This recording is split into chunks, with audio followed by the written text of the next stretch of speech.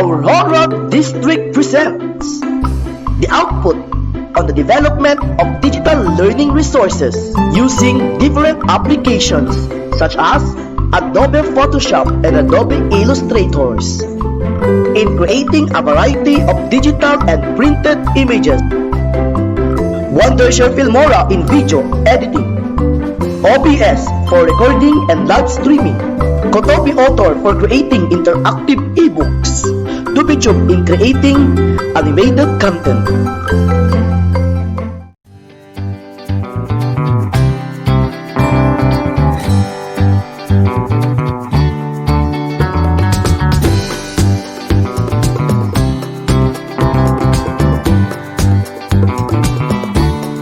A mixture is a combination of two or more substances that are physically combined. Mixtures can be grouped according to their appearance. They can be heterogeneous or homogeneous mixture. A mixture in which particles of different substances can still be seen and identified is called a heterogeneous mixture. An example of heterogeneous mixture is halo-halo, a popular Filipino dessert made with a mixture of jellies, tapioca pearls, fruit, beans, corn, shaved ice, condensed milk, and ice cream.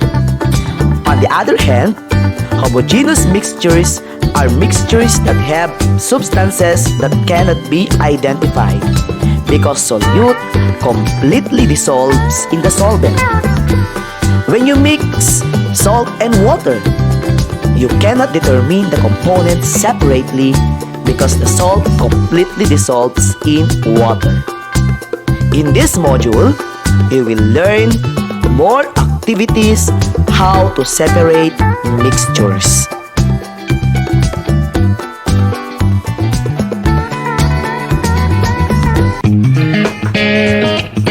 Hello, awesome grade 6 learners!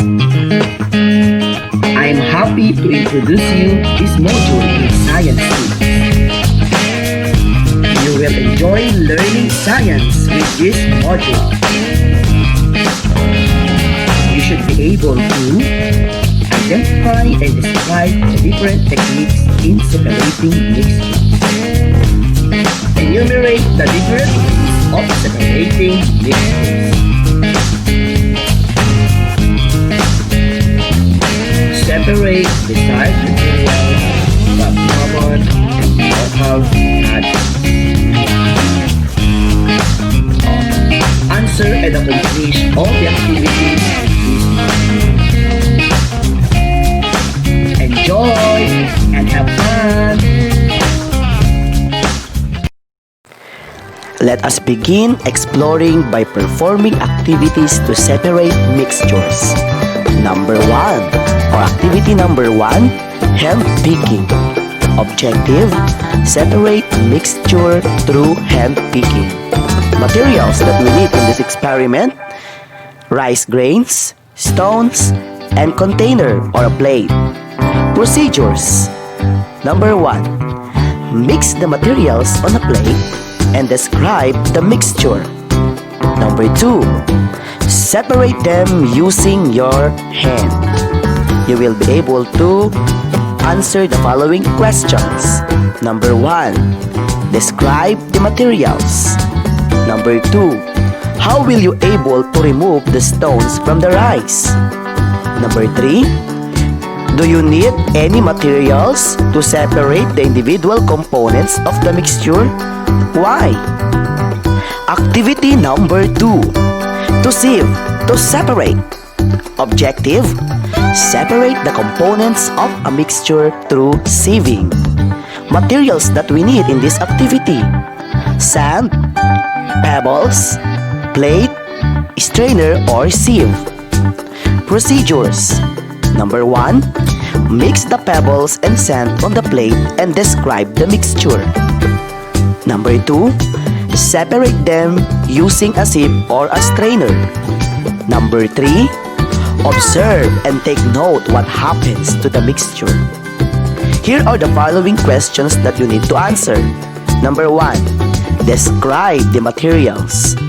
Number 2, how will you able to separate the sand from the pebbles? Number 3, what happens or what properties of the materials are appropriate to be separated by sieving? Activity number 3, throw it with winnowing. Objective, separate the components of a mixture through winnowing. Materials, rice husk, rice grains, winnower. Procedures. Number 1, mix the rice husk and rice grains in the winnower and describe the mixture. Number 2, using the winnower and with the help of wind, throw the mixture into the air. Number 3, observe what happens to the mixture. Questions to be answered. Number 1, describe the materials. Number 2, how will you able to separate the rice husk from rice grains? Number 3, what properties of the materials are appropriate to be separated by winnowing?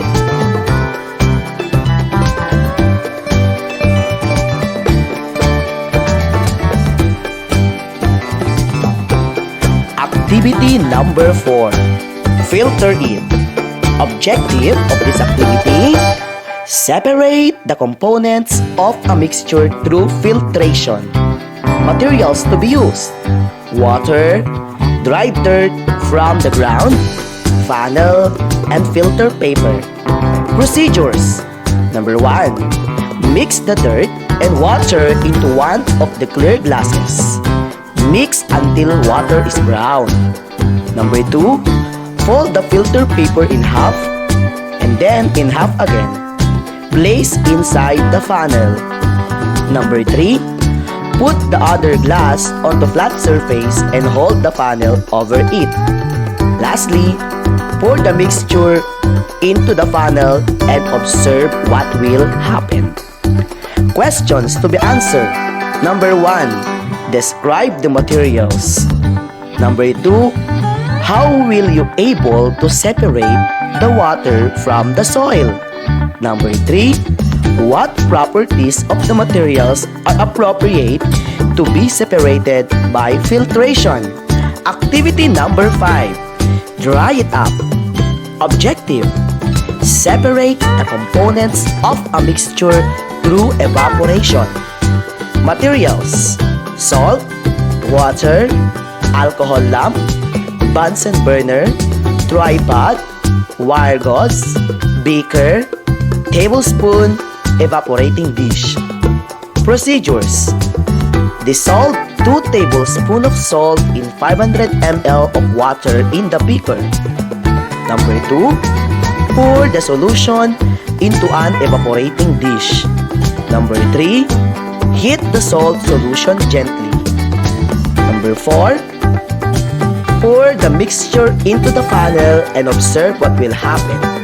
Number 5, record the time it takes for the water to completely evaporate. And number 6, turn off the Bunsen burner or alcohol lamp. Questions to be answered in this activity. Number 1, describe the materials. Number 2, how long did it take for the water to evaporate? Number 3, what properties of the materials are appropriate to be separated by evaporation? Activity 6, pour it. Objective, separate the components of a mixture through decantation. Materials, oregano leaves, casserole pot, burner, and water. Procedures, boil water and add dried oregano leaves. After the mixture has boiled, remove them from heat, cover, and let steep for 5 minutes. Pour the water to the other container to separate it from the oregano leaves. Questions to be answered. Describe the materials. Number 2, How will you able to separate the water from oregano leaves? Number 3, what properties of the materials are appropriate to be separated by decantation? Activity number 7, attract the magnetic. Objective, separate the components of a mixture through the use of magnet. Materials, sawdust, iron nails, magnet, and container. Procedures. Number 1. Mix the sawdust and iron nail in the container. Number 2. Place the magnet near the mixtures and observe what happens. Questions to be answered. Number 1. Describe the materials. Number 2. How will you able to separate the iron nails from the sawdust? Number 3. What properties of the materials are appropriate to be separated by the use of magnet? Components of some mixtures can be separated. However, not all mixtures are easy to separate, like sand and pebbles, sawdust and iron fillings. You cannot just pick the salt from water. You may consider the different properties of matter to separate mixtures like size of particles, solubility, magnetism, density, melting point, and boiling point. Here are the several techniques in separating mixtures. Number 1. Hand picking. Hand picking is a technique used in separating the solid components of a heterogeneous mixtures. The components of the mixture should be enough to be seen and picked up by hands. This method of hand picking can be used for separating larger size impurities like the pieces of dirt, stones, and husk from wet. When you separate seeds and sand from mild rice, you use your bare hands. Second way of separating mixture is sieving. Mixtures with big and fine components can be separated by sieving. This process involves a strainer or a big screen to separate the components of solid mixtures such as sand and gravel. The strainer allows only the fine particles through it and prevents the larger ones. Number 3 is winnowing. Winnowing is another way to separate mixtures. It is the method in which heavier components of the mixture are separated from the lighter substances with the help of wind. In this process of freeing grain from the lighter particles of chaff or dirt, especially by throwing it into the air and allowing the wind or force current of air to blow away impurities. Winnower is a tool used in this process of separating mixtures called winnowing. The other method of separating mixture is filtration. Filtration is the process of separating insoluble solid substances from a liquid through the use of a filter paper or any cloths that can be used as a filter medium. These solid residues are trapped by a filter paper or cloth, which allow the liquid substances, or what we call filtrate, to pass through in the process. This process is used if you want to separate sand from a mixture of sand and water, because sand does not dissolve in water. Number 5. Evaporation.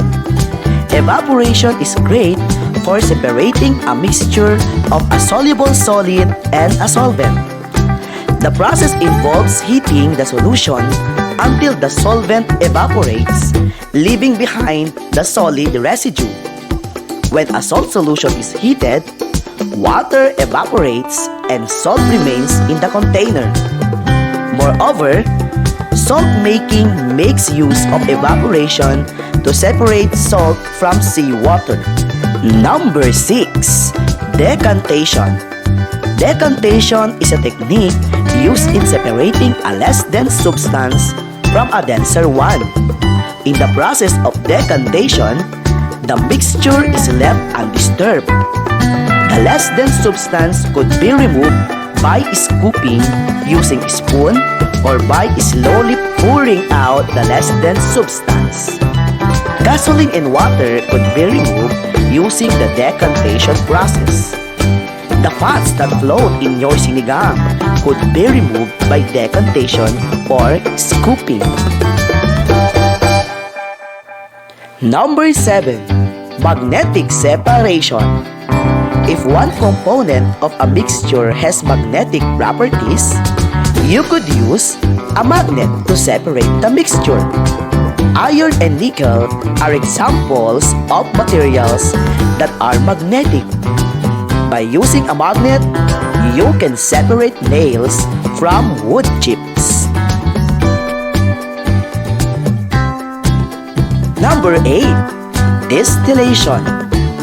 Distillation is a method that may be used to separate two liquids with different boiling points. An example would be separating alcohol and water. Alcohol has a lower boiling point.